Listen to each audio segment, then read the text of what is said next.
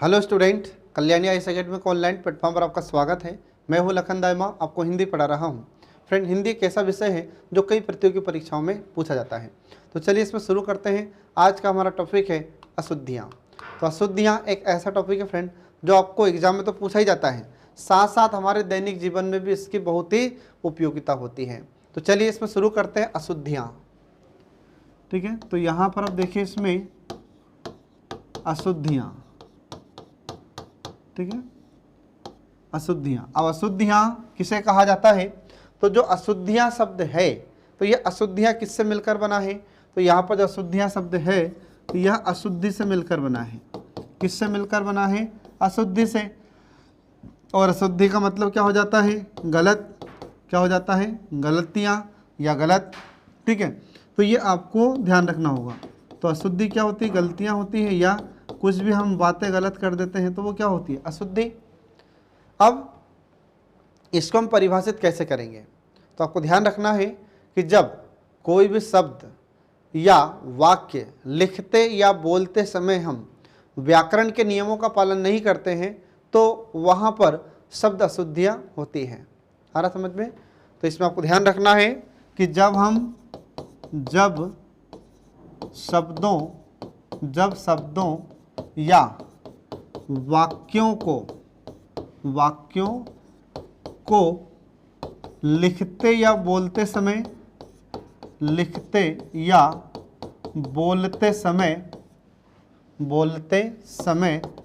व्याकरण के नियमों का पालन नहीं होता, ठीक है, व्याकरण के नियमों का पालन नहीं किया जाता, व्याकरण के नियमों का पालन नहीं किया जाता तो उसे हम अशुद्धियाँ कहते हैं। आ रहा समझ में? तो ये आपको ध्यान रखना होगा फ्रेंड। तो एग्जाम में अगर आपसे क्वेश्चन पूछा जाता है कि अशुद्धियाँ किसे कहते हैं, तो सीधे सरल शब्दों में आपको ध्यान रखना है कि जब हम कोई भी शब्द बोलते हैं या लिखते हैं, कोई भी वाक्य बोलते हैं या लिखते हैं, तो उस समय जब हम व्याकरण के नियमों का पालन नहीं करते हैं तो उसे कहा जाता है अशुद्धियाँ। ये आपको ध्यान रखना होगा। ठीक है, अब ये तो बताया मैंने आपको अशुद्धियों का अर्थ। अब इसके प्रकार कौन कौन से होते हैं, और एक उदाहरण से मैं आपको बताता हूँ कि हम अशुद्ध वाक्य कैसे बोलते हैं और लिखते हैं। हमें नहीं पता कि हमने वाक्य गलत बोल दिया है। ठीक है, तो इसका विशेष ध्यान रखना है आपको। तो यहाँ पर एक वाक्य मैं लिखता हूँ, देखो एक वाक्य मैंने लिख दिया कि ऐसा या ऐसी। ठीक है, यहाँ पर हमने देखा कि ऐसी सुंदर लड़की मैंने नहीं देखी। ठीक है, तो ऐसी सुंदर लड़की मैंने नहीं देखी। अब ये कैसा वाक्य फ्रेंड? अब हमको लग रहा है कि सही वाक्य है, लेकिन ये सही नहीं है। ये कैसा है? ये अशुद्ध वाक्य है। ये कैसा वाक्य है? अशुद्ध। तो अब यह अशुद्ध है तो इसको हम शुद्ध कैसे लिखेंगे? तो इसमें देखिए हमको शुद्ध कैसे लिखना है। तो देखिए, तो इसको शुद्ध लिखने के लिए हमें क्या करना पड़ेगा? तो हमने यहाँ पर देखा है कि जो ऐसे हमने लिखा है ना, ये ऐसे, तो ये ऐसे पहले नहीं आएगा। ठीक है, तो ये क्या है? अशुद्ध वाक्य है। तो शुद्ध कैसे लिखेंगे?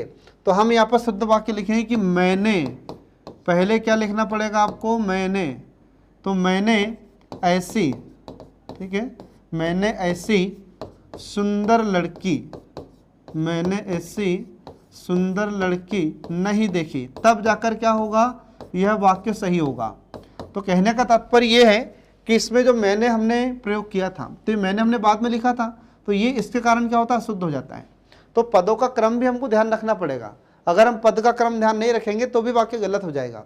अगर हम वर्तनी का ध्यान नहीं रखेंगे तो वाक्य गलत हो जाएगा।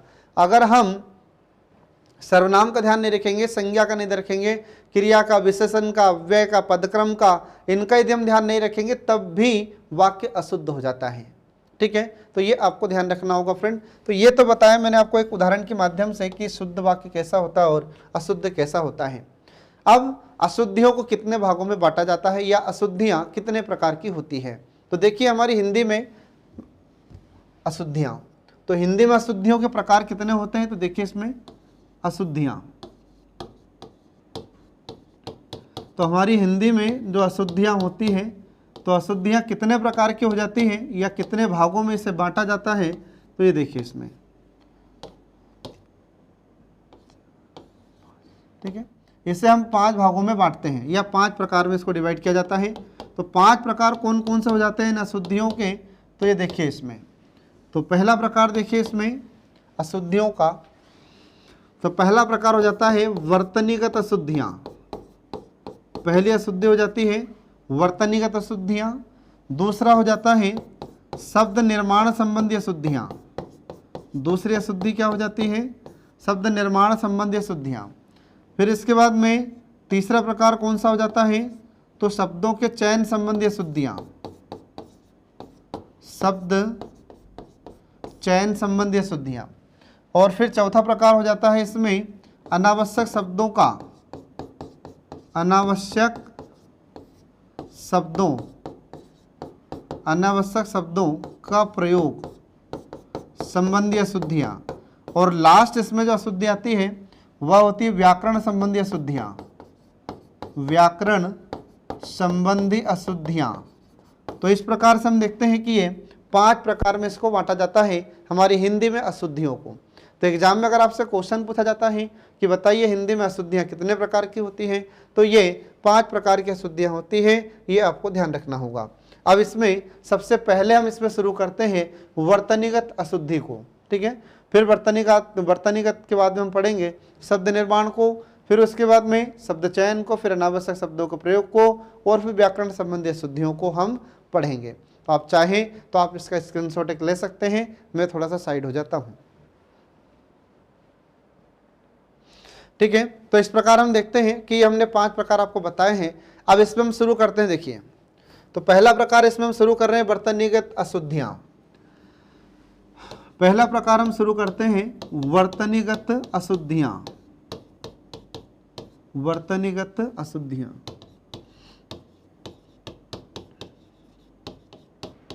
ठीक है। अब वर्तनीगत अशुद्धियाँ, इसका मतलब क्या हो जाता है, तो वर्तनी का मतलब क्या होता है, इसको इंग्लिश में अपन कहते हैं स्पेलिंग, ठीक है। तो हम कई बार देखते हैं कि वर्तनीगत संबंधी अशुद्धियाँ होती है, कई बार व्यक्ति स्पेलिंग गलत लिख देता है, हिंदी में भी और इंग्लिश में भी लिखते हैं। तो ये जो वर्तनीगत अशुद्धियाँ होती है इसको 2 प्रकार से बांटा जाता है या 2 प्रकार से इसका विभाजन किया जाता है। तो इसके 2 प्रकार कौन कौन से हो जाते हैं, देखिए इसमें वर्तनीगत अशुद्धियों में। तो इसका पहला प्रकार हो जाता है स्वर संबंधी अशुद्धियाँ। पहला प्रकार हो जाता है इसका स्वर संबंधी अशुद्धियाँ, स्वर संबंधी अशुद्धियाँ। और दूसरा प्रकार इसका हो जाता है व्यंजन संबंधी अशुद्धियाँ। दूसरा हो जाता है व्यंजन संबंधी अशुद्धियाँ। तो ऐसे इसके 2 प्रकार होते हैं जो आपको ध्यान रखना होगा। तो एग्जाम में अगर आपसे क्वेश्चन पूछा जाता है कि जो वर्तनीगत अशुद्धियाँ होती हैं उसके प्रकार कितने हैं, तो वर्तनीगत अशुद्धियों के 2 प्रकार होते हैं। पहला हो जाता है स्वर संबंधी अशुद्धियाँ और दूसरा हो जाता है व्यंजन संबंधी अशुद्धियाँ।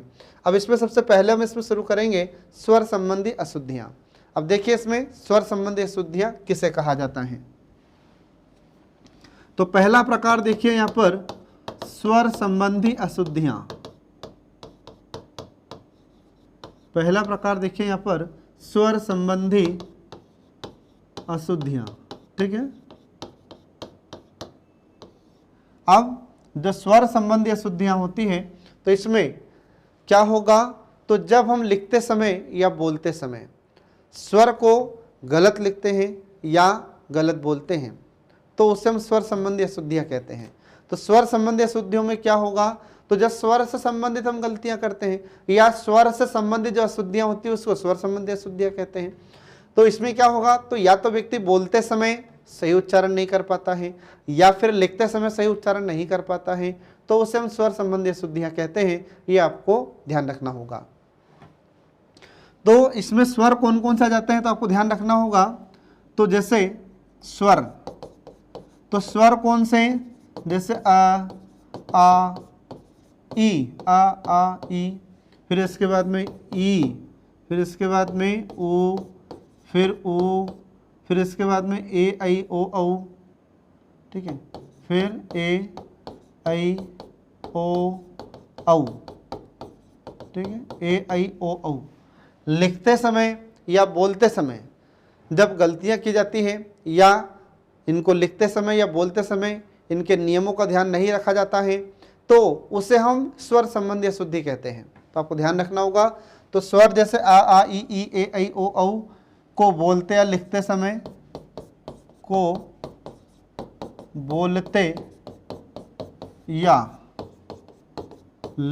समय लिखते समय व्याकरण के नियमों का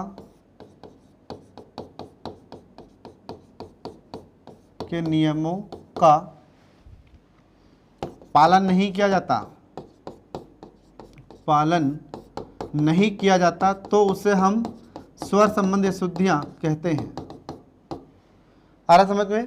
तो इसमें क्या होगा, तो जब हम कोई भी शब्द बोलते हैं लिखते हैं और उसका जो नियम है व्याकरण के अनुसार, तो स्वर के भी नियम होते हैं कि भैया कहाँ स्वर लगाना चाहिए, कैसा उसका उच्चारण होना चाहिए। तो व्याकरण के नियमों के अनुसार यदि हम इन स्वरों का उच्चारण नहीं कर रहे हैं या नहीं लिख रहे हैं तो वहाँ पर ये स्वर संबंधी अशुद्धियाँ होती है। ये आपको ध्यान रखना होगा। आ रहा समझ में? तो इसका मतलब क्या हुआ, इसका मतलब होता है कि जब हम स्वरों को बोलते या लिखते समय व्याकरण के नियमों का पालन नहीं करते हैं तो वहाँ पर स्वर संबंधी अशुद्धियाँ होती है। आ रहा समझ में? अब कई बार क्या होता है कि जहाँ पर छोटी ई लिखना था वहाँ पर बड़ी ई लिख दिया, जहाँ पर बड़ी ई लगाना था वहाँ पर छोटी ई लगा दिया, जहाँ पर छोटा ऊ लगाना था वहाँ पर बड़ा ऊ लगा दिया। तो इस प्रकार की जो अशुद्धियाँ होती है वो क्या कहलाती है? स्वर संबंधी अशुद्धि कहलाती है। आ रहा समझ में? तो अब मैं आपको कुछ उदाहरण के माध्यम से यहाँ पर आपको बताता हूँ, तो इससे आपको जल्दी समझ में आएगा। जैसे हमने लिखा कि महादेवी वर्मा आधुनिक युग की मीरा थी। आ रहा समझ में? ऐसे हमने लिखा कि महादेवी वर्मा, अब हमने लिखा यहाँ पर महादेवी, ये लिख दिया अपन ने महादेवी वर्मा, ठीक है। तो महादेवी वर्मा आधुनिक युग की मीरा थी या प्रसिद्ध लेखिका थी, ऐसा भी अपन इसको लिख सकते हैं, ठीक है। प्रसिद्ध लेखिका थी। अब हमने क्या करा यहाँ पर, इसमें कुछ गलतियां हैं। ये वाक्य कैसा है, तो ये अशुद्ध वाक्य है। तो अशुद्ध वाक्य कैसा है ये, जैसे हमने लिखा है यहाँ पर, ये अशुद्ध वाक्य है। क्या है ये? अशुद्ध है। तो फिर शुद्ध कैसे होगा? इसमें कौन सी अशुद्धि है? तो इसमें स्वर संबंधी अशुद्धि है। तो स्वर संबंधी अशुद्धि कहाँ पर है फ्रेंड? तो यहाँ पर, ये इसमें स्वर संबंधी अशुद्धि है। तो हमको वी में कौन सी मात्रा लगानी थी? बड़ी की। तो यहाँ पर कौन सी मात्रा लगा दी हमने? छोटी की। तो इसमें कौन सी अशुद्धि है? स्वर संबंधी अशुद्धि है। तो फिर इसको हम शुद्ध कैसे लिखेंगे? तो आपको शुद्ध लिखने के लिए इसमें लिखना पड़ेगा कि महादेवी वर्मा, ठीक है, महादेवी वर्मा। तो महादेवी वर्मा प्रसिद्ध लेखिका थी, ठीक है, लेखिका थी। ये आपको ध्यान रखना होगा। अब इसमें क्या हुआ, तो हमने देखा कि यहाँ पर ये जो महादेवी है तो व में देवी में व में बड़ी की मात्रा होती है। तो ये स्वर संबंधी अशुद्धियां आपको ध्यान रखना होगा। तो ऐसा वाक्य आपको दिया जाएगा, ठीक है, और पूछा जाएगा कि इसमें कौन सी अशुद्धि है। तो आपको दिया जाएगा ऑप्शन स्वर संबंधी, व्यंजन संबंधी, संज्ञा संबंधी और अन्य। तो आपको ध्यान रखना है कि यहाँ पर ये स्वर संबंधी अशुद्धि है। व में बड़ी की मात्रा होना चाहिए तो छोटी की मात्रा लगाई गई है। तो यह क्या हो जाएगा फिर, महादेवी में व में बड़ी की मात्रा लगती है, तब जाकर यह वाक्य शुद्ध होगा। ये आपको ध्यान रखना होगा। तो यहाँ पर यह अशुद्धि किस प्रकार की हुई? ये हुई स्वर संबंधी अशुद्धियाँ। ये आपको ध्यान रखना होगा फ्रेंड। अब कई बार क्या होता है कि ऐसी बहुत सारी गलतियाँ करते हैं कि यह आपका निजी मामला है। अब यह आपका यह निजी मामला है तो निजी में क्या कर देते हैं कुछ लोग, निजी में जहाँ में छोटी की मात्रा लगा लेते हैं। तो ये क्या हो गई? स्वर संबंधी अशुद्धि हो गई। तो निजी में हमको कौन सी मात्रा लगानी चाहिए? तो जहाँ में बड़ी की मात्रा लगती है निजी, तब जाकर यह वाक्य, तब जाकर यह शुद्ध होगा। तो ऐसे स्वर संबंधी जो अशुद्धियाँ होती है, चाहे आप बोलते समय ऐसी गलतियाँ करें चाहे लिखते समय करें, तो वहाँ पर ये स्वर संबंधी अशुद्धि कहलाती है। ठीक है फ्रेंड, तो ये आपको ध्यान रखना होगा। अब इसके बाद देखिए अगला, तो ये वर्तनीगत अशुद्धियों का पहला प्रकार हुआ स्वर संबंधी अशुद्धियां। अब इसके बाद देखिए दूसरा प्रकार, दूसरा प्रकार हो जाता है इसमें दूसरा। तो दूसरा प्रकार इसमें आता है जो ध्यान रखना है आपको, व्यंजन। दूसरा प्रकार है व्यंजन संबंधी अशुद्धियां।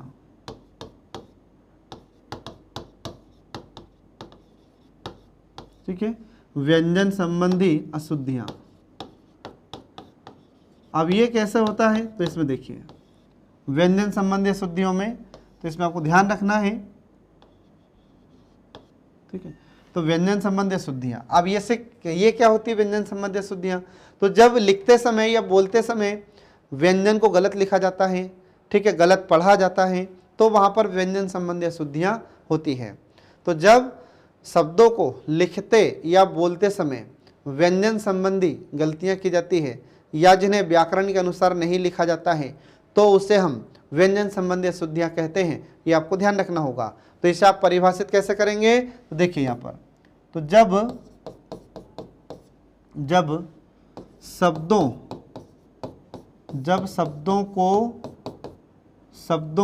कामा वाक्यों को लिखते और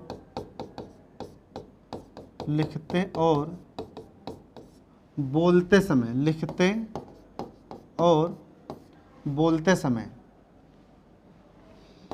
व्याकरण, लिखते और बोलते समय व्याकरण के नियमों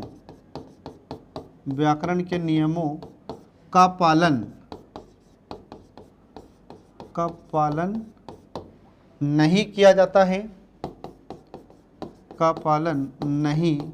जाता है, तो उसे हम व्यंजन संबंधी अशुद्धि कहते हैं। ये आपको ध्यान रखना होगा। तो क्या होता है कि जब हम लिखते हैं या बोलते हैं और उस समय हम इस व्याकरण के नियमों का पालन नहीं करते हैं, तो वहां पर ये व्यंजन संबंधी अशुद्धियां होती हैं। तो व्यंजन कौन कौन से हम गलत लिख देते हैं, जैसे अपन देखते हैं क, ख, ग, घ और इंग, और फिर ऐसे ऐसे करके लास्ट अपन देखते हैं ज्ञानी तक, ठीक है। तो इस प्रकार के ये जितने भी व्यंजन हैं, तो जब हम लिखते हैं शब्दों को या वाक्यों को लिखते हैं, तो वहां पर हम किसका ध्यान नहीं रखते हैं, तो हम शब्दों को या वाक्यों को लिखते समय, ठीक है, लिखते और बोलते समय व्याकरण के नियमों का पालन नहीं करते हैं। मतलब व्यंजन में लिखना पड़ेगा आपको, व्यंजन में, ठीक है। तो जब हम शब्दों को लिखते हैं, वाक्यों को लिखते हैं और लिखते या बोलते समय हम व्यंजन में व्याकरण के नियमों का पालन नहीं करते हैं, तो वहां पर यह व्यंजन संबंधी अशुद्धियां हो जाती है। तो ये आपको लिखना है यहाँ पर व्यंजन संबंधी, ठीक है। तो व्यंजन में जब हम व्याकरण के नियमों का पालन नहीं करते हैं, चाहे आप बोलें चाहे लिखें, और उस समय उन व्यंजन को लिखते समय बोलते समय आप ये व्याकरण का नियम ध्यान नहीं रखेंगे, तो वहाँ पर फिर ये गलत हो जाते हैं। तो आपको ध्यान रखना होगा। व्यंजन कौन कौन से हो जाते हैं, तो क से लेकर ज्ञानी तक के जो व्यंजन होते हैं ये सभी व्यंजन कहलाते हैं। क, ख, ग, घ, इंग, च, छ, ज, ज, इ, ट, ट, ड, ड, ड। तो ये जो व्यंजन होते हैं, इनको लिखते समय जब आप उसमें ये व्याकरण के नियम का ध्यान नहीं रखेंगे, तो वह क्या कहलाएगा, व्यंजन संबंधी अशुद्धियां कहलाती है। अब मैं आपको यहाँ पर कुछ उदाहरण के माध्यम से आपको समझाता हूँ। तो देखिए इसमें जहाँ पर हमने लिखा कि माता पिता पूजनीय होते हैं, माता पिता पूजनीय होते हैं, ये आपने लिखा यहाँ पर, ठीक है। अब यहाँ पर ये वाक्य कैसा है, तो ये अशुद्ध वाक्य है। ये कैसा वाक्य है फ्रेंड, तो ये है अशुद्ध वाक्य। हाँ, अब हमें इसे शुद्ध बनाना है। तो अब हम इसको शुद्ध कैसे बनाएंगे, इसमें क्या गलती दिख रही है आपको, कहीं पर कुछ ना कुछ गलती आपको दिख रही होगी। तो हमने इसमें व्यंजन संबंधी अशुद्धियाँ की है, मतलब व्यंजन संबंधी गलती हमने यहाँ पर की है। तो व्यंजन संबंधी गलती कौन सी हो जाएगी, तो यहाँ पर ये जो आधा ज लिखा हमने, ये आधा ज यहाँ पर गलत होगा। ये आधा ज इसमें नहीं आता है, यहाँ पर पूरा ज रहता है। तो जब हम इसको शुद्ध लिखेंगे, तो शुद्ध लिखेंगे तो कैसे लिखा जाएगा इसको,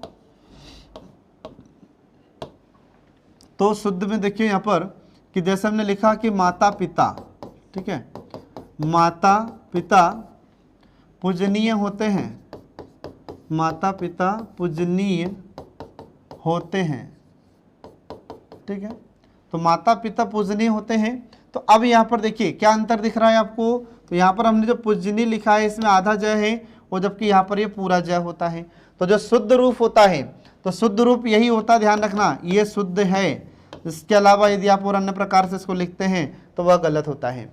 तो पूजनीय जब भी आपको लिखना हो तो ज पूरा लिखना पड़ेगा, और अगर आपको पूज्य लिखना है तो जब पूज्य लिखेंगे तो उसमें आधा ज आएगा। जब हम लिखते हैं कि पूज्य पिताजी, पत्र लिखते हैं पूज्य, तो जब आप पूज्य लिखते हैं तो फिर आपको उसमें आधा ज लगाना पड़ेगा। लेकिन जब आप लिख रहे हैं पूजनीय, तो जब आपको पूजनीय लिखना होगा तो यहाँ पर ये ज में पूरा ज लिखना पड़ेगा, आधा ज नहीं लिखना है आपको। लेकिन कई बार ज़्यादातर गलती क्या करते हैं लोग, ज़्यादातर यही गलती करते हैं कि इसमें भी आधा ज लगा देते हैं, जिसके कारण यह वाक्य अशुद्ध हो जाता है। आ रहा समझ में? तो ये ऐसे इसमें गलतियां होती हैं। फिर इसके बाद और उदाहरण मैं आपको बताता हूं। देखो अगला उदाहरण देखिए, अगला है, मैं अशुद्ध वाक्य लिख रहा हूं यहां पर। ये अशुद्ध वाक्य देखिए, इसमें अशुद्ध वाक्य, ठीक है। अब अशुद्ध वाक्य मैंने यहां पर लिखा कि आपका भविष्य, आपका भविष्य उज्जवल हो, ठीक है, आपका भविष्य उज्जवल हो। अब मैंने यहाँ पर लिख दिया उज्जवल हो, तो अब आप इसमें बताइए कि गलती कहाँ करी हमने। तो आपको ध्यान रखना है कि हमने यहाँ पर गलती की है इसमें उज्जवल में। क्या गलती कर दी यहाँ पर? उज्जवल, ठीक है, ये गलती की हमने। अब इसमें क्या गलत दिखाई दे रहा है आपको इस उज्जवल शब्द में?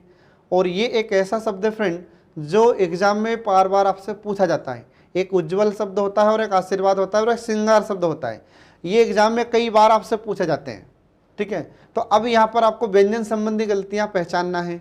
तो इसमें व्यंजन संबंधी गलती क्या है? तो ये यहाँ पर ये उज्जवल, ये ऐसा नहीं होता, ये अशुद्ध है। तो इसका शुद्ध रूप क्या होगा फिर? शुद्ध रूप, तो शुद्ध रूप होगा किसमें? आपका भविष्य उज्जवल हो, आपका भविष्य उज्जवल हो। तो जब भी हम उज्जवल लिखते हैं तो दो उसमें आधे ज रहते हैं, ध्यान रखना हमेशा। आपका भविष्य उज्जवल हो, तो इसमें दोनों आधे ज होते हैं, आपको ध्यान रखना है, दोनों आधे ज होते हैं। लेकिन कई बार क्या होता है, ज़्यादातर ऐसे लोग लिखते हैं कि आधा ज लगाकर लिख देते हैं, जो कि गलत हो जाता है। और कुछ लोग तो इसमें ऐसी गलतियां कर देते हैं कि उज्जवल में दो, एक आधा ज फिर एक पूरा ज लिख देते हैं और फिर ऐसा लिख देते हैं उज्जवल। तो ये बहुत ही ज़्यादा गलत हो जाएगा फिर, ठीक है। तो जो शुद्ध रूप है, शुद्ध रूप क्या होगा? आपका भविष्य उज्जवल हो, ये इसमें शुद्ध रूप है, आपको ध्यान रखना होगा। इसके बाद फिर ऐसे ही एक और उदाहरण देखिए, मैं आप बताता हूँ आपको। तो जो अशुद्ध शब्द हैं कैसे, तो हमने लिखा यहाँ पर अशुद्ध, ठीक है। तो अशुद्ध कैसे लिखा जाएगा ये देखिए, माता पिता, ठीक है, माता पिता का आशीर्वाद। तो अब आशीर्वाद कई प्रकार से गलत लिख दिया जाता है ऐसे। तो माता पिता का आशीर्वाद प्राप्त है, ठीक है। अब इसमें क्या हुआ? गलत है, ये गलत है, ये यहाँ पर व्यंजन संबंधी गलती है। तो फिर हम इसको सुधारेंगे कैसे? तो हम इसको हम शुद्ध कैसे लिखते हैं?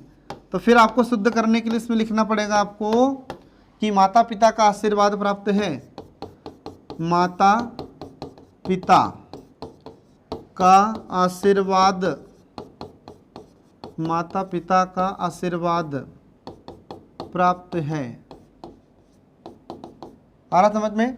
अब देखो इसमें, तो हम यहाँ पर देखें कि इसमें ये आशीर्वाद में और इसमें अंतर है, दोनों में अंतर है। तो यहाँ पर व्यंजन संबंधी अशुद्धि है, कैसे?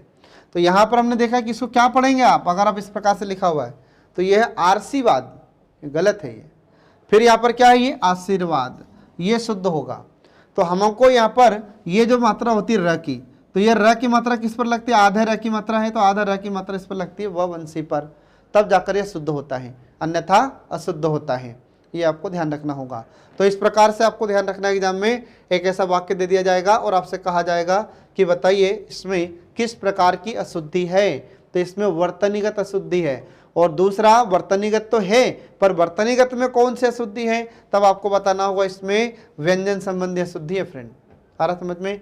तो इस प्रकार से हम देखते हैं कि यहाँ पर ये व्यंजन संबंधी अशुद्धि समाप्त हो जाती है। तो जब भी वाक्य में कोई भी व्यंजन अगर आपको गलत दिखाई दे रहा है तो आप समझ जाना कि उसमें कौन सी गलती है। आ रहा समझ में? अब इसके बाद देखिए अगला, अब अगला प्रकार आ जाता है शब्द निर्माण संबंधी अशुद्धियाँ। तो जो अशुद्धियों का प्रकार मैंने आपको बताया था, तो अशुद्धि को प्रकार 5 मैंने बताए थे आपको। तो पहला प्रकार था वर्तनीगत अशुद्धियाँ। तो वर्तनीगत अशुद्धियों के 2 प्रकार यहाँ पर समाप्त हुए, मतलब पहला प्रकार वर्तनीगत अशुद्धि ये समाप्त हो चुका है। अब दूसरा प्रकार हम शुरू कर रहे हैं शब्द निर्माण संबंधी अशुद्धियाँ। अब देखिए इसमें शब्द निर्माण संबंधी अशुद्धि कैसे,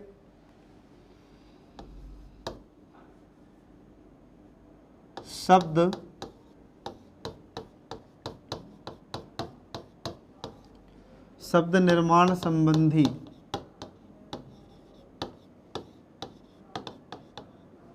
ठीक है, शब्द निर्माण संबंधी अशुद्धियां। अब देखिए इसमें शब्द निर्माण संबंधी अशुद्धियां कैसी होती हैं। तो कई बार क्या होता है, जब हम शब्दों का निर्माण करते हैं तो उसी समय कुछ शब्द गलत लिख दिए जाते हैं, जिसकी वजह से वह अशुद्ध शब्द कहलाता है। आ रहा समझ में। तो अब यहाँ पर मैं एक उदाहरण से मैं आपको समझाता हूँ। तो पहले देखिए शब्दों को शब्द निर्माण संबंधी अशुद्धि कहते किसको हैं। तो जब हम शब्दों का निर्माण करते हैं और उस समय व्याकरण संबंधी जो गलतियाँ की जाती हैं तो उसे हम शब्द निर्माण संबंधी अशुद्धि कहते हैं। ये आपको ध्यान रखना होगा। तो देखिए इसमें कि जब शब्दों का निर्माण करते समय या शब्दों का ठीक है, शब्दों का निर्माण करते समय, शब्दों का निर्माण करते समय व्याकरण संबंधी, शब्दों का निर्माण करते समय व्याकरण के नियमों, व्याकरण के नियमों का पालन नहीं किया जाता। ठीक है, जब शब्दों का निर्माण करते समय व्याकरण का ध्यान नहीं रखा जाता है, व्याकरण के नियमों का पालन नहीं किया जाता है, तो वहाँ पर ये गलतियाँ होती हैं, जिसको हम क्या कहते हैं, शब्द निर्माण संबंधी अशुद्धि कहते हैं। तो जब शब्दों का निर्माण किया जाता है तो किस प्रकार से गलतियाँ करते हैं ये देखिए इसमें। तो उदाहरण के माध्यम से देखिए यहाँ पर। तो जैसे मैंने एक वाक्य लिखा है यहाँ पर अशुद्ध वाक्य। अब अशुद्ध वाक्य में लिख रहा हूँ तो देखिए इसमें फिर शुद्ध कैसे करेंगे।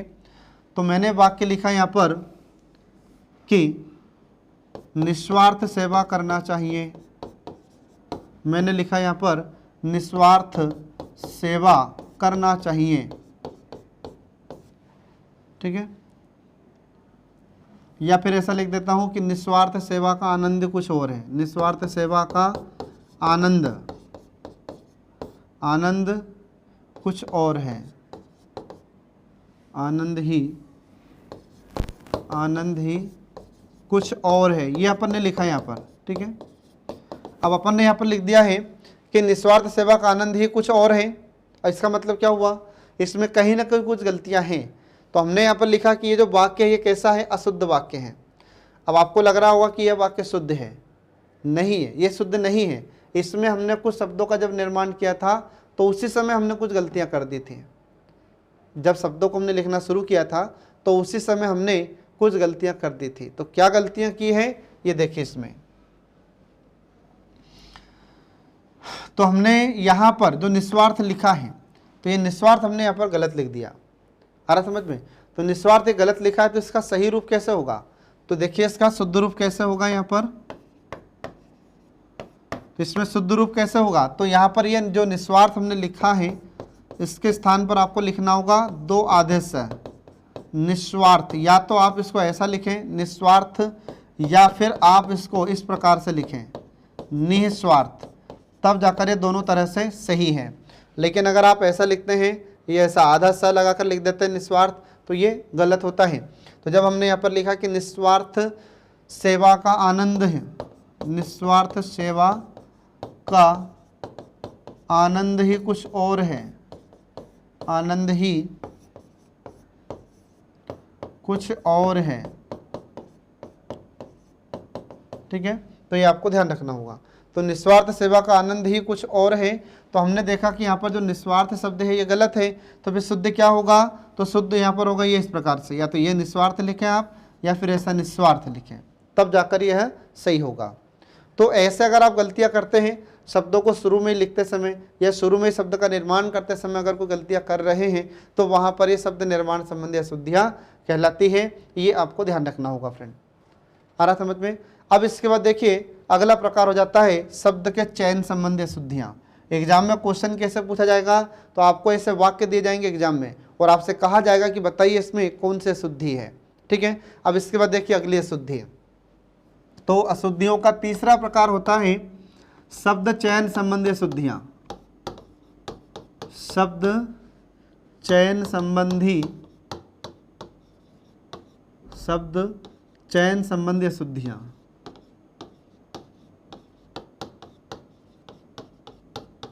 ठीक है, शब्द चयन संबंधी अशुद्धियां।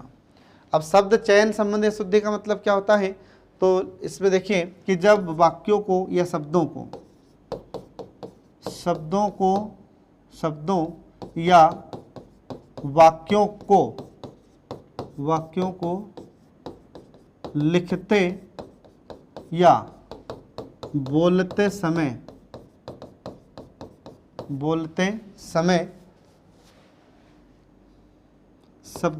बोलते या लिखते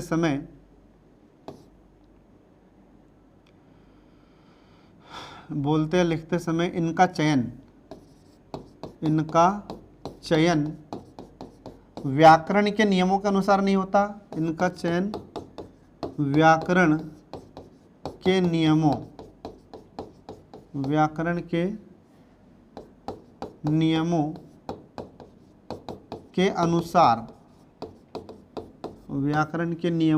के अनुसार नहीं होता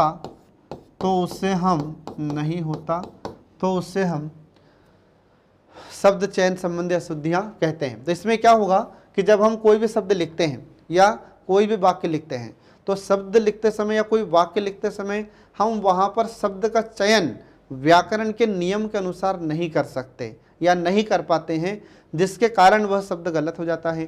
तो वहां पर ये शब्द चयन संबंधी अशुद्धियां होती है।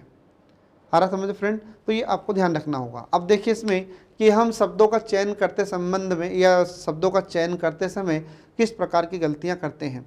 तो जब हम कोई भी वाक्य लिख रहे हैं, शब्द लिख रहे हैं, तो उस समय हम शब्द का ठीक से चयन नहीं कर पाते। जो शब्द जहाँ पर उपयुक्त है हम उस शब्द का चयन नहीं कर पाते हैं, जिसके कारण वह अशुद्ध हो जाता है। तो देखिए अब यहाँ पर कुछ उदाहरण मैं आपको बताता हूँ। तो यहाँ पर जैसे मैंने लिखा, ठीक है, यहाँ पर मैंने लिखा एक अशुद्ध वाक्य। तो अशुद्ध मैंने लिखा कि गणित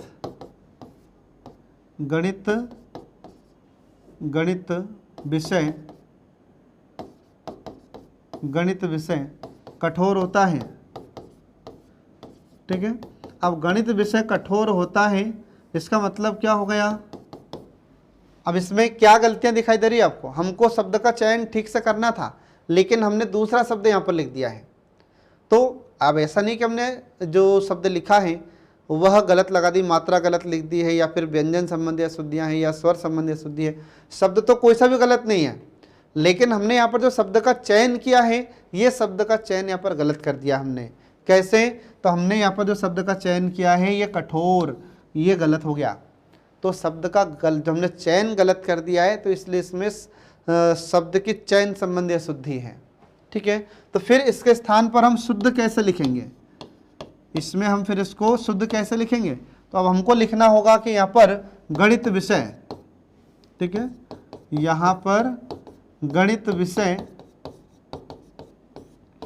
कठिन होता है, गणित विषय कठिन होता है, तब जाकर यह वाक्य सही होगा, तब जाकर यह वाक्य शुद्ध होगा। क्यों, क्योंकि अब हमने जब यहाँ पर लिखा है कठिन, तो गणित विषय कठिन होता है, कठोर नहीं होता।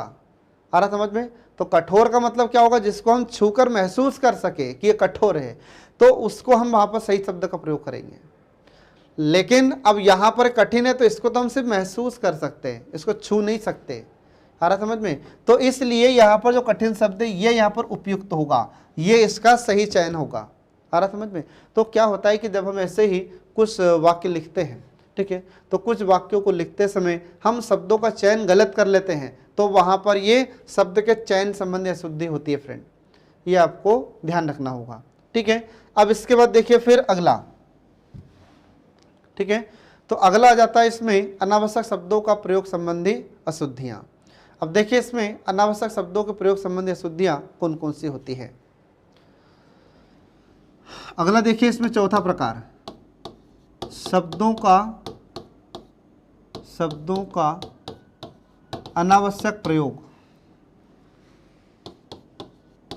शब्दों का अनावश्यक प्रयोग, ठीक है, संबंधी अशुद्धियां।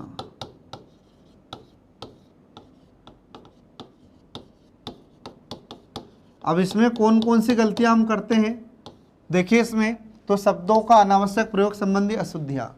तो कई बार क्या होता है कि हम शब्दों का जबरदस्ती उपयोग करते हैं, लेकिन उसका वहां पर कोई महत्व नहीं होता। तो पहले इसको परिभाषित करते हैं अपन। देखिए, तो जब वाक्य में शब्दों का अनावश्यक प्रयोग किया जाता है तो उसको हम अनावश्यक संबंधी अशुद्धि कहते हैं।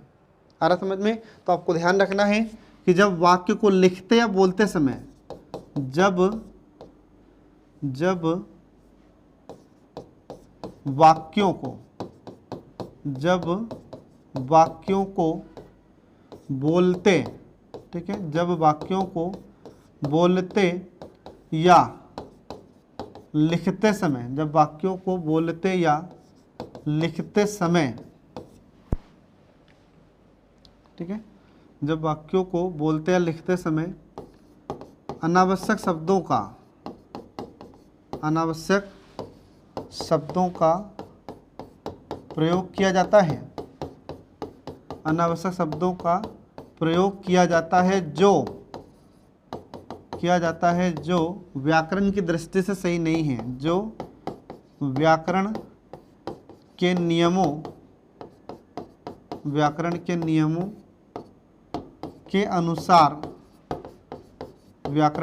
के अनुसार सही नहीं है, तो उसे हम शब्दों का अनावश्यक प्रयोग संबंधी अशुद्धि कहते हैं। तो कई बार क्या होता है कि जब हम वाक्यों को बोलते हैं या लिखते हैं तो उस समय हम कुछ अनावश्यक शब्दों का प्रयोग कर लेते हैं जो व्याकरण के नियमों के अनुसार सही नहीं होता। आ रहा समझ में? तो उसे हम क्या कहेंगे? तो उसे हम शब्दों का अनावश्यक प्रयोग संबंधी अशुद्धि कहते हैं। तो ऐसा एक बार नहीं कई बार होता है हमारे साथ, जबरदस्ती हम शब्दों का उपयोग कर देते हैं। कैसे? देखो, एक इसका मैं उदाहरण आपको बताता हूं। तो यहां पर मैं लिख रहा हूं अशुद्ध वाक्य, यहां पर मैं क्या लिख रहा हूं? यहां पर मैं लिख रहा हूं अशुद्ध वाक्य। ठीक है, अशुद्ध वाक्य मैंने लिखा कि राम का, या फिर ऐसे लिखे मोहन का, ठीक है, मोहन का स्वभाव और चरित्र, ठीक है, अच्छा है। अब हमने लिखा यहाँ पर कि मोहन का स्वभाव चरित्र अच्छा है, तो इसमें क्या कर रहे हैं हम? यहाँ पर अनावश्यक शब्दों का उपयोग कर रहे हैं। तो अनावश्यक शब्दों का उपयोग कैसे?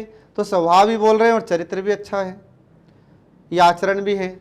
ठीक है, तो स्वभाव बोल रहे हैं, चरित्र बोल रहे हैं, आचरण बोल रहे हैं। तो जब यहाँ पर हम देख रहे हैं कि इसमें अनावश्यक शब्दों का प्रयोग किया गया है, तो अनावश्यक शब्दों का प्रयोग कैसे? या तो चरित्र बोलिए या फिर स्वभाव बोलिए। आ रहा समझ में? तो हम देखते हैं कि अगर बोलेंगे कि मोहन का स्वभाव अच्छा है तो भी सही होगा, मोहन का चरित्र अच्छा है तो भी सही होगा, मोहन का आचरण अच्छा है तो भी सही होगा। लेकिन अब हमने क्या किया? यहाँ पर स्वभाव अनावश्यक शब्द का प्रयोग किया है जो कि इसकी जरूरत थी ही नहीं। तो इस प्रकार की जब गलतियां करते हैं बोलते या लिखते समय, तो उसे हम शब्दों का अनावश्यक प्रयोग संबंधी अशुद्धि कहते हैं। ये व्याकरण के नियमों के अनुसार सही नहीं है। तो फिर शुद्ध वाक्य क्या हो जाएगा इसका? तो इसका शुद्ध हो जाएगा कि मोहन का स्वभाव अच्छा है, मोहन का स्वभाव अच्छा है। तो या तो आप मोहन का स्वभाव अच्छा है ये लिखिए, या फिर मोहन का चरित्र अच्छा है ये लिखिए, तब यह वाक्य सही होगा, अन्यथा गलत होगा। आ रहा समझ में? तो हम ऐसी गलतियां कई बार कर देते हैं कि जबरदस्ती हम शब्दों का उपयोग उसमें करते रहते हैं। ठीक है, तो ये तरीका गलत होता है फ्रेंड। तो इसमें आपको ध्यान रखना है कि एग्जाम में क्वेश्चन कैसे पूछेगा, तो एग्जाम में आपसे क्वेश्चन पूछा जाएगा, आपको इस प्रकार का एक वाक्य दे दिया जाएगा और आपसे कहा जाएगा कि बताइए इसमें कौन सी अशुद्धि है, तो आपको ऑप्शन दिया जाएगा कि बताइए इसमें स्वर संबंधी अशुद्धि या वर्तनी संबंधी अशुद्धि है, शब्द निर्माण संबंधी अशुद्धि है, या फिर अनावश्यक शब्दों के उपयोग संबंधी अशुद्धि है, या इनमें से कोई नहीं। तो आपको बताना होगा इसमें शब्दों का जो अनावश्यक उपयोग करते हैं उसका यहाँ पर अशुद्धि है, तो आपको ध्यान रखना होगा। ठीक है, तो यहाँ पर शब्दों का अनावश्यक प्रयोग किया गया है, तो इस आधार पर इसमें अशुद्धि पाई गई है, ये आपको ध्यान रखना होगा फ्रेंड। तो इस प्रकार से यहाँ पर ये शब्दों का अनावश्यक प्रयोग का या शब्दों का अनावश्यक प्रयोग संबंधी अशुद्धि भी समाप्त हो जाती है। अब इसके बाद फिर देखिए अगली अशुद्धि, अगली अशुद्धि आ जाती है पांचवी, व्याकरण संबंधी अशुद्धियां।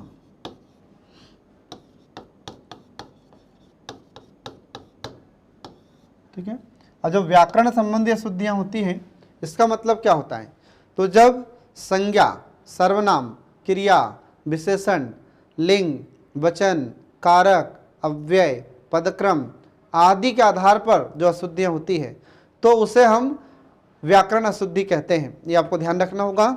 तो व्याकरण संबंधी अशुद्धि किसे कहते हैं फ्रेंड, तो जब वाक्य में ठीक है, तो जब वाक्य में संज्ञा, सर्वनाम, जब वाक्य में संज्ञा, सर्वनाम, इसके बाद फिर क्रिया, विशेषण, संज्ञा, सर्वनाम, क्रिया, विशेषण, इसके बाद फिर लिंग, वचन, कारक, लिंग, वचन, कारक, पदक्रम आदि अशुद्धियों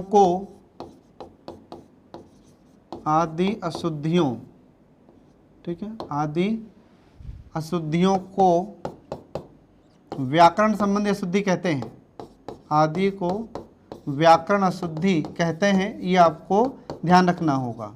ठीक है, अब ये क्या होती है व्याकरण संबंधी अशुद्धि, तो आपको ध्यान रखना है कि जब वाक्य में संज्ञा संबंधी कोई गलतियां हो, या सर्वनाम संबंधी गलतियां हो, क्रिया संबंधी हो, विशेषण संबंधी हो, लिंग, वचन, कारक, पदक्रम आदि संबंधी को अशुद्धियां, या इन अशुद्धियों को हम व्याकरण संबंधी अशुद्धि कहते हैं। तो जब इनमें कोई गलतियां पाई जाती है, संज्ञा में, सर्वनाम में, क्रिया में, विशेषण में, तो इस प्रकार की जो अशुद्धियां होगी तो उसे हम क्या कहते हैं, तो उसे हम व्याकरण संबंधी अशुद्धि कहते हैं, ये आपको ध्यान रखना होगा। ठीक है, अब मैं आपको देखिए इनका सबका उदाहरण बताता हूं। तो यहाँ पर देखिए पहले संज्ञा संबंधी अशुद्धियां। ठीक है, पहले अपन देखते हैं यहाँ पर संज्ञा संबंधी अशुद्धियां। ठीक है, अब जो संज्ञा संबंधी अशुद्धियां हैं तो देखिए इसमें संज्ञा संबंधी अशुद्धियां। अब संज्ञा संबंधी अशुद्धियों की बात करें हम तो इसमें क्या होगा, संज्ञा गलत प्रयोग लाई जाएगी वाक्य में। ठीक है, तो अब यहाँ पर देखिए एक उदाहरण मैं आपको बताता हूँ। जैसे हमने लिखा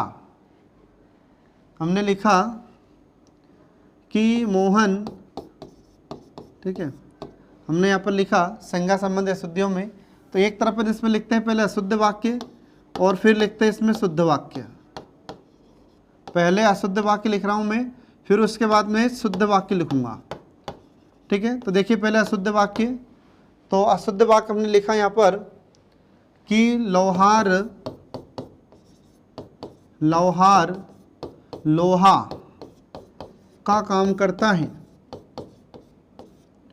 लोहार लोहा का काम करता है, ये आपको ध्यान रखना होगा। अभी हमने लिखा यहाँ पर, ठीक है, अब हमने लिखा यहाँ पर कि लोहार लोहा का काम करता है, तो इसमें संज्ञा संबंधी अशुद्धियाँ कहाँ पर हैं, तो अब आपको ये पता होना चाहिए कि संज्ञा क्या होती है।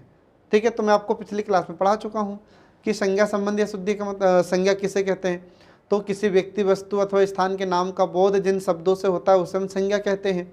तो यहाँ पर हम देखते हैं कि लोहार ये संज्ञा है, लोहा ये संज्ञा है, पर दोनों गलत, दोनों यहाँ पर सही नहीं है, दोनों यहाँ पर अशुद्ध है। तो फिर शुद्ध इसको कैसे लिखा जाएगा, तो शुद्ध लिखा जाएगा कि लुहार, ये इसका शुद्ध रूप होता है फ्रेंड, याद रखना। तो लुहार लोहे का काम करता है, लुहार लोहे का काम करता है। आ रहा समझ में? तो ये आपको ध्यान रखना होगा। तो इसमें अब ये शुद्ध हुआ, यहाँ पर लुहार ये शुद्ध शब्द होता है, लोहे ये शुद्ध शब्द होता है। आ रहा समझ में? तो ये दोनों ही यहाँ पर शब्द शुद्ध है, तब जाकर यह वाक्य शुद्ध होगा। ठीक है, तो एग्जाम में कैसे पूछेगा? तो एग्जाम में ऐसे आपको ये दे दिए जाएंगे, वाक्य दे दिए जाएंगे और आपसे पूछा जाएगा कि इसमें बताइए कौन सी अशुद्धि है, तो आपको ध्यान रखना होगा फिर। ठीक है फ्रेंड, तो ये बताया मैंने आपको यहाँ पर संज्ञा संबंधी अशुद्धि के बारे में। अब इसके बाद देखिए फिर ऐसे सर्वनाम संबंधी अशुद्धियाँ। अगला आ जाता है सर्वनाम संबंधी अशुद्धियाँ। ठीक है, अब सर्वनाम संबंधी अशुद्धियाँ क्या होगी ये देखिए। तो सर्वनाम संबंधी अशुद्धियों में देखिए, जैसे अब यहाँ पर फिर मैं एक अशुद्ध वाक्य लिखता हूँ और फिर आपको उसका शुद्ध वाक्य बताना है। तो यहाँ पर मैंने लिखा अशुद्ध कि वह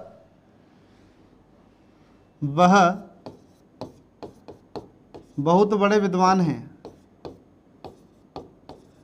ठीक है, वह बहुत बड़े विद्वान हैं। तो अब यहाँ पर आपको अशुद्धियाँ बताना है इसमें। तो यहाँ पर अब सर्वनाम क्या होता है? तो सर्वनाम का मतलब होता है कि संज्ञा के बदले जिन शब्दों का प्रयोग करते हैं उसे हम सर्वनाम कहते हैं। यह सर्वनाम का अर्थ हो जाता है। तो अब यहाँ पर बताइए कि इसमें सर्वनाम में गलतियाँ हैं। तो सर्वनाम यहाँ पर गलत क्या दिख रहा है आपको? वह। तो ये वह यहाँ पर क्या है? एक वचन है। तो इसके जगह फिर हमको क्या करना पड़ेगा? तो इसके जगह फिर हमको शुद्ध वाक्य बनाना पड़ेगा इसका। तो इसका शुद्ध वाक्य कैसे बनाएंगे? तो जब हम किसी भी व्यक्ति का सम्मान करते, भले एक व्यक्ति का हम सम्मान कर रहे हैं, तो जो भी बड़े व्यक्ति हैं या सम्माननीय हैं, तो हम उनका जब सम्मान करेंगे तो फिर हम वहाँ पर ये कैसे शब्द का प्रयोग करेंगे? वे। तो हमने लिखा यहाँ पर कि वे बड़े विद्वान हैं, वे बड़े विद्वान हैं। आ रहा समझ में? तो हमने यहाँ पर अब क्या लिखा, या सॉरी यहाँ पर क्या लिखेंगे अपन? वे बहुत बड़े विद्वान हैं, वे बहुत बड़े, ठीक है, बहुत बड़े विद्वान हैं।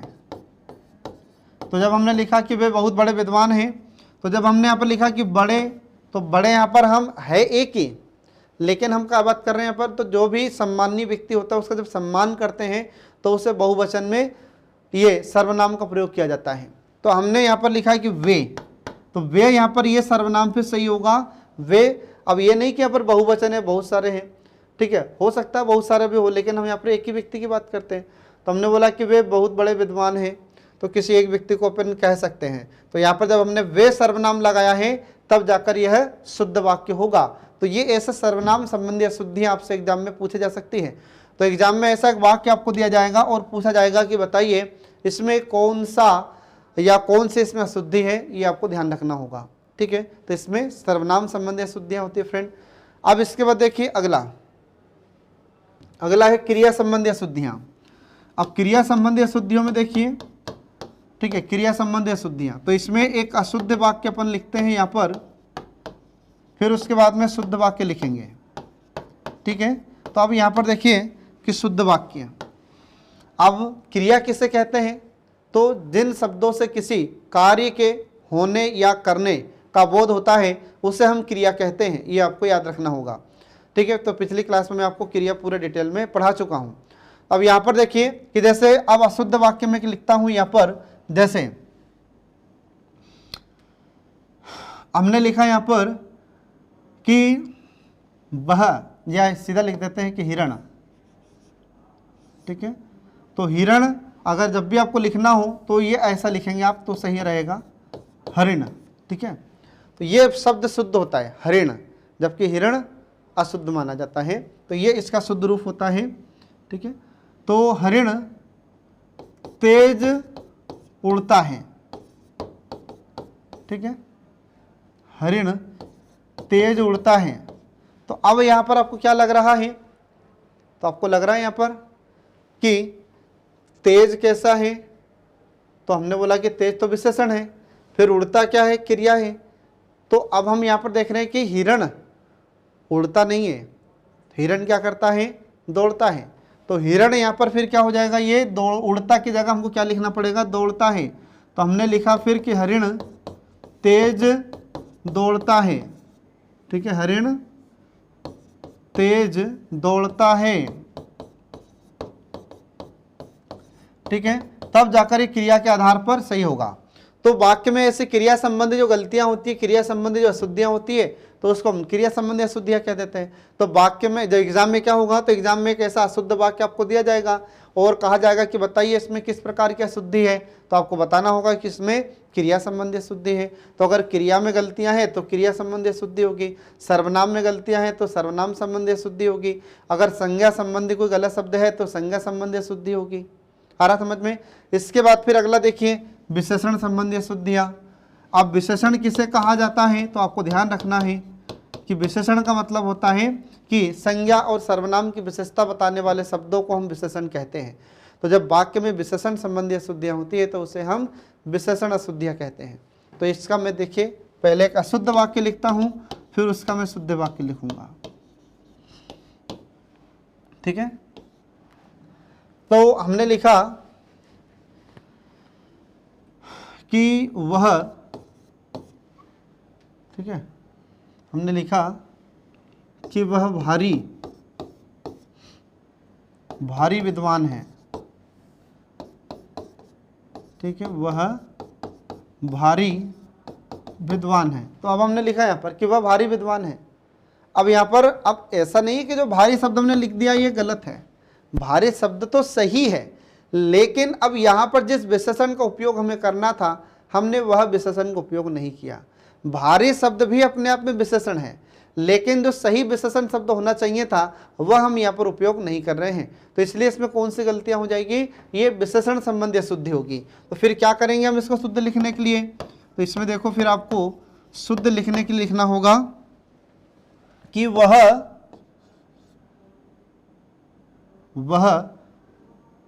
बड़ा विद्वान है, ठीक है, वह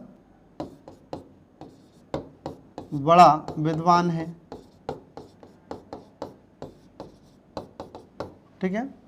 तो जब हम कभी लिखते हैं कि जैसे एक वचन की जब बात करेंगे कि वह बड़ा विद्वान है, तो भारी की जगह किसका प्रयोग करेंगे हम, यहां पर जाएगा बड़ा। आ रहा समझ में। तो ये आपको ध्यान रखना होगा। तो यहाँ पर विशेषण संबंधी अशुद्धियां इस प्रकार से आपको याद रखना होगा।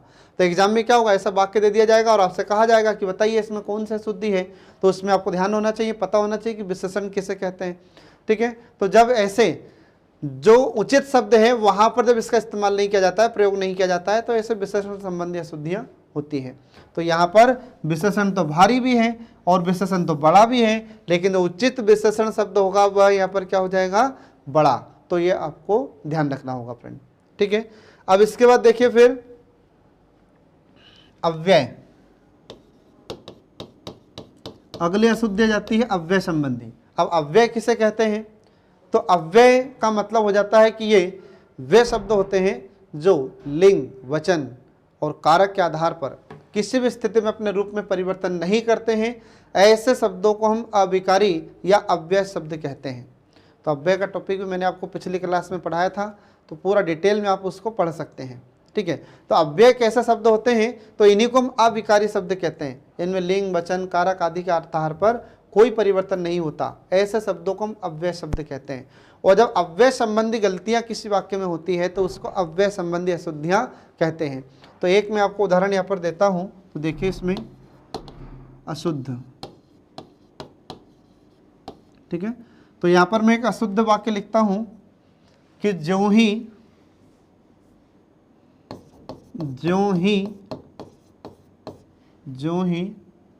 मोहन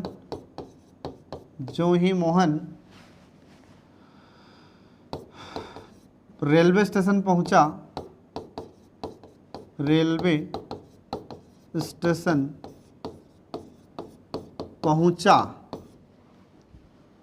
तब ही ट्रेन आ गई,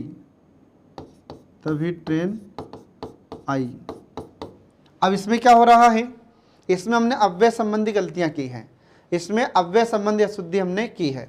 तो इसमें क्या होगा, यहाँ पर गलत क्या है, तब। गलत क्या है यहाँ पर, तब। तो यहाँ पर तब के स्थान पर हमें क्या लिखना चाहिए था, तो तब के स्थान पर हमें त्यों लिखना था। ठीक है, तो फिर जब हम लिखेंगे यहाँ पर इसका शुद्ध वाक्य, तो शुद्ध वाक्य कैसा लिखा जाएगा, ये देखिए। तो शुद्ध वाक्य हम लिखेंगे कि ज्यों ही मोहन रेलवे स्टेशन पहुंचा,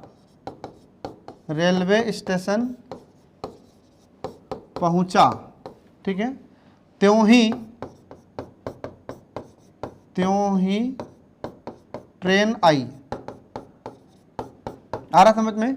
तो अब इसमें क्या हो रहा है, तो हमने बोला कि ज्यों ही मोहन रेलवे स्टेशन पहुंचा त्यों ही ट्रेन आ गई, तो ज्यों ही त्यों ही।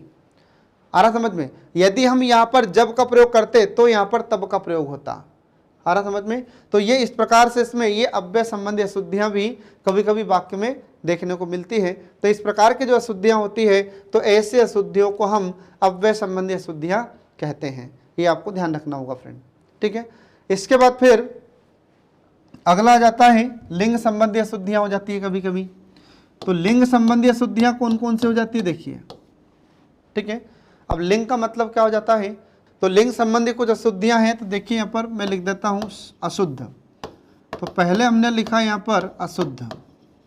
ठीक है, तो अशुद्ध वाक्य मैंने लिखा कि ममता, ठीक है, ममता बड़ी विद्वान है। ठीक है, ममता बड़ी विद्वान है।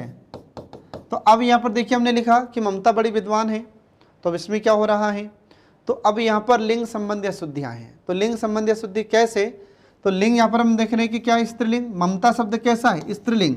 और यहाँ पर जो विद्वान शब्द है ये कैसा है, ये पुल्लिंग शब्द है। तो इसकी जगह फिर हमें किस शब्द का इस्तेमाल करना चाहिए, तो इसकी जगह हमें विदुषी शब्द का इस्तेमाल करना चाहिए, तब जाकर यह सही होगा। तो देखिए यहाँ पर इसका उदाहरण, तो इसका देखिए फिर अगला इसका शुद्ध वाक्य क्या हो जाएगा, तो इसका शुद्ध वाक्य होगा कि ममता बड़ी विदुषी है, ममता बड़ी विदुषी है। ठीक है, तब जाकर यह वाक्य सही होगा, क्योंकि जो ममता है तो ममता भी स्त्रीलिंग शब्द है और यहाँ पर ये विदुषी भी फिर स्त्रीलिंग शब्द होता है। तो ऐसे लिंग संबंधी जो अशुद्धियाँ होती है तो उसको लिंग अशुद्धियाँ हम कहते हैं। ये आपको ध्यान रखना होगा। ठीक है, फिर इसके बाद में अगला आ जाता है वचन संबंधी अशुद्धियाँ। अब वचन संबंधी अशुद्धि किसे कहते हैं, तो आपको ध्यान रखना है कि जिन, अब पहली बात तो है कि वचन होता क्या है, तो जिन शब्दों से हमें संज्ञा की संख्या के बारे में पता चलता है तो उसे हम वचन कहते हैं। जिससे हमें एक या एक से अधिक वस्तु के बारे में पता चले तो हम उसको क्या कहते हैं, वचन। तो अब यहाँ पर मैं लिख देता हूँ, देखिए पहले अशुद्ध। तो अशुद्ध वाक्य मैंने लिखा कि मोहन ने 5, ठीक है, या 4-5 लिख सकते हैं अपन। मोहन ने 4-5 जलेबी खाई, 4-5 जलेबी खाई। अब आपको यहाँ पर क्या लग रहा है कि यह वाक्य सही है, लेकिन इसमें गलती है। किससे संबंधी गलतियां हैं, तो इसमें वचन संबंधी गलती है। तो वचन संबंधी गलती कैसे, तो एक तो हम यहाँ पर बोल रहे हैं 4-5, तो जब 4 और 5 मतलब अगर एक होती तो हम एक वचन की बात करते, लेकिन 4-5 जलेबी इसने खाई है तो बहुवचन की बात हो गई। तो यहाँ पर जो जलेबी शब्द लिखा है ये अशुद्ध है, ये वचन के आधार पर अशुद्ध है। तो फिर हमें शुद्ध कैसे लिखना होगा इसको, तो इसको हमें शुद्ध लिखना होगा कि मोहन ने 4-5 जलेबियाँ खाई, तब जाकर यह सही होगा। 4-5 जलेबियाँ खाई, तब जाकर यह वाक्य सही हुआ। आ रहा समझ में। तो यहाँ पर जो 4-5 है तो ये तो बहुवचन हो गया, तो यहाँ पर फिर जलेबी भी क्या बनाना पड़ेगा, हमको बहुवचन में बनाना पड़ेगा, तब जाकर यह सही होगा। तो अगर हम ऐसे वचन पर ध्यान नहीं देते हैं और ऐसे गलतियां कर देते हैं तो ये गलतियां क्या कहलाती हैं, वचन संबंधी अशुद्धियां कहलाती हैं। ठीक है, तो ये आपको ध्यान रखना होगा फ्रेंड। तो एग्जाम में ऐसा वाक्य दिया जाएगा और आपसे कहा जाएगा कि बताइए इसमें कौन सा इसमें कौन सी अशुद्धि है। ठीक है, तो ये हो जाती है वचन संबंधी अशुद्धि। अब इसके बाद फिर देखिए ऐसे कारक संबंधी अशुद्धियाँ, अगले आ जाती है कारक संबंधी अशुद्धियाँ। अब कारक संबंधी अशुद्धि को पढ़ने से पहले आपको ये पता होना चाहिए कि कारक किसे कहते हैं। तो संज्ञा और सर्वनाम का वाक्य के अन्य पदों के साथ जो संबंध बताया जाता है उसको हम कारक कहते हैं। तो कारक 8 प्रकार के होते हैं हिंदी में, जैसे का, की, के, में, पर, से, के लिए, ये इस प्रकार के कारक होते हैं। अब कुछ उदाहरण मैं आपको बताता हूँ। यहाँ पर देखिए, यहाँ पर उदाहरण मैंने लिखा कि जनता के अंदर असंतोष है, जनता के अंदर असंतोष है। अब यहाँ पर आप मुझे बताइए कि गलत क्या लिख दिया मैंने। तो गलत लिख दिया हमने यहाँ पर के। तो यहाँ पर क्या है, कारक संबंधी अशुद्धि है के इसके स्थान पर क्या आएगा, फिर में आएगा। तो यहाँ पर हमने जो के का प्रयोग किया है ये गलत है। तो इसका फिर सही क्या हो जाएगा, इसका शुद्ध वाक्य क्या होगा। तो देखिए इसका शुद्ध वाक्य हमको लिखना है, सॉरी जनता लिखना है, जनता है ना, जनक नहीं जनता, ये क्या लिखा है, जनता, ठीक है। तो जनता के अंदर असंतोष है। अब इसका भी शुद्ध वाक्य क्या हो जाएगा, तो के थोड़ी ना होता है, जनता के अंदर थोड़ी ना होगा, ये गलत हो जाएगा। तो फिर हमको क्या लिखना पड़ेगा, जनता में, क्या लिखना पड़ेगा हमको, जनता में असंतोष है। तो ऐसे जो कारक संबंधी अशुद्धियां होती है तो इसको हम कारक अशुद्धि के नाम से जानते हैं। तो एग्जाम में ऐसा एक वाक्य आपको दे दिया जाएगा और आपसे पूछा जाएगा कि बताइए इसमें कौन सी अशुद्धि है, तो आपको बताना होगा कारक संबंधी अशुद्धियां होती है। ठीक है फ्रेंड, तो ये आपको ध्यान रखना होगा। अब इसके बाद फिर लास्ट देखिए इसमें पदक्रम संबंधी अशुद्धि, पदक्रम, ठीक है। अब पदक्रम संबंधी अशुद्धि, तो इसमें क्या होता है, जब पदों का क्रम बिगाड़ दिया जाता है तो उसे पदक्रम संबंधी अशुद्धि कहते हैं। कैसे, तो मैं यहाँ पर एक अशुद्ध वाक्य लिखता हूँ, देखिए इसमें यह अशुद्ध वाक्य मैंने लिखा यहाँ पर, ठीक है। तो वाक्य मैंने लिखा कि मंत्री जी को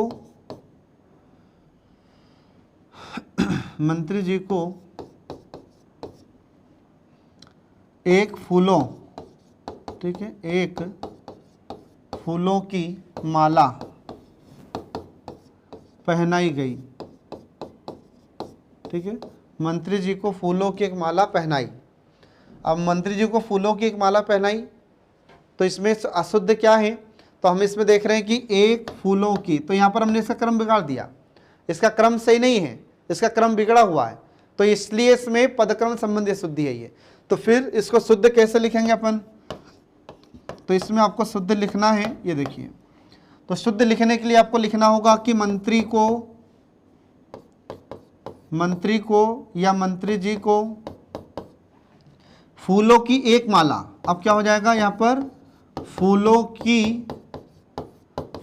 की एक माला पहनाई, ठीक है। क्योंकि अब यहाँ पर जो पहला हमने लिखा है यहाँ पर, तो ये पहले वाला वाक्य सही क्यों नहीं है, तो सही इसलिए नहीं है क्योंकि हमने यहाँ पर लिख दिया एक फूलों की माला। तो क्या एक फूल की माला सही होती है क्या, नहीं। तो कई फूल होते हैं और उन फूलों की फिर एक माला होती है, ठीक है। तो यहाँ पर सही होगा कि मंत्री को फूलों की एक माला पहनाई गई। तो जब हमने इसका क्रम सही करा तब जाकर यह वाक्य सही हुआ। तो ऐसे एग्जाम में आपको दिया जाएगा और पूछा जाएगा कि बताइए इसमें किससे संबंधी अशुद्धि है, तो इसमें पदक्रम संबंधी अशुद्धि है, क्योंकि इसमें पद आगे पीछे हो गए हैं। आ रहा समझ में। तो ऐसे जब पदों का क्रम सही नहीं होता है वाक्य में तो उसे हम पदक्रम अशुद्धि कहते हैं। ये आपको ध्यान रखना होगा फ्रेंड, ठीक है।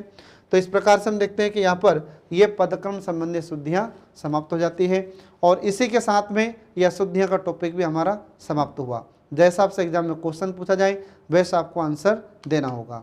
तो इसी के साथ आज का हमारा सेशन समाप्त हुआ। नेक्स्ट वीडियो जल्दी आपके लिए लेकर प्रस्तुत होंगे। तब तक के लिए पढ़ते रहिए और देखते रहिए कल्याणी आईएएस एकेडमी के सभी वीडियोस जो आपकी प्रतियोगी परीक्षाओं में सफलता दिलाने में महत्वपूर्ण भूमिका निभाते हैं। Thanks for watching.